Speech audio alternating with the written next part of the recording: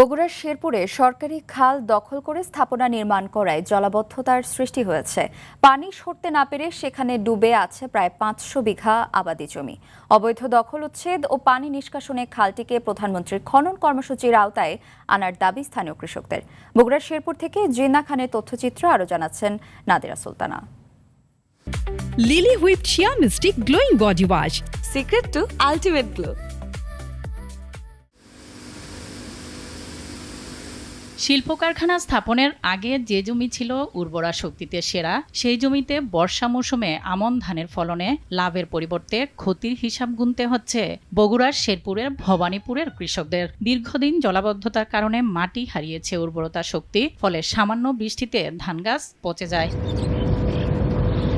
স্থানীয়রা জানান, রানীরহাট সীমাবাড়ি রাস্তার ভবানীপুর থেকে বেলগাড়ি গ্যাস পয়েন্ট পর্যন্ত প্রায় ২ কিলোমিটার সড়কের উভয় পাশে সরকারি খাল দখলের কারণে প্রায় ১ যুগ ধরে বর্ষার পানিতে ডুবে থাকে আবাদি জমিগুলো। এতে পানির প্রবাহ বাধাপ্রাপ্ত হওয়ায় স্থায়ী রূপ নিয়েছে জলাবদ্ধতা। রাস্তার পাশে যে খালটা ছিল অবৈধভাবে দখল করে নেয়, তারা দোকানপাট অনেক কিছু করে ফেলাইছে।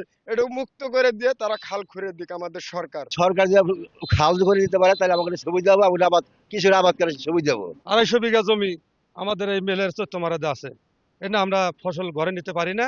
যদিও অবৈধ দখলদারদের বিরুদ্ধে ব্যবস্থা নেওয়ার আশ্বাস সংশ্লিষ্টদের। অবৈধভাবে খাল দখল করে জলাবদ্ধতা সৃষ্টি করে বা পানির স্বাভাবিক প্রবাহ প্রতিবন্ধকতা সৃষ্টি করে, সেখানে আমরা উচ্ছেদ অভিযান পরিচালনা করি। ফসলি জমি রক্ষায় অবৈধ দখল উচ্ছেদ ও পানি নিষ্কাশনে খালটি প্রধানমন্ত্রীর খাল খনন কর্মসূচির আওতায় অন্তর্ভুক্ত করার দাবি স্থানীয় কৃষকদের।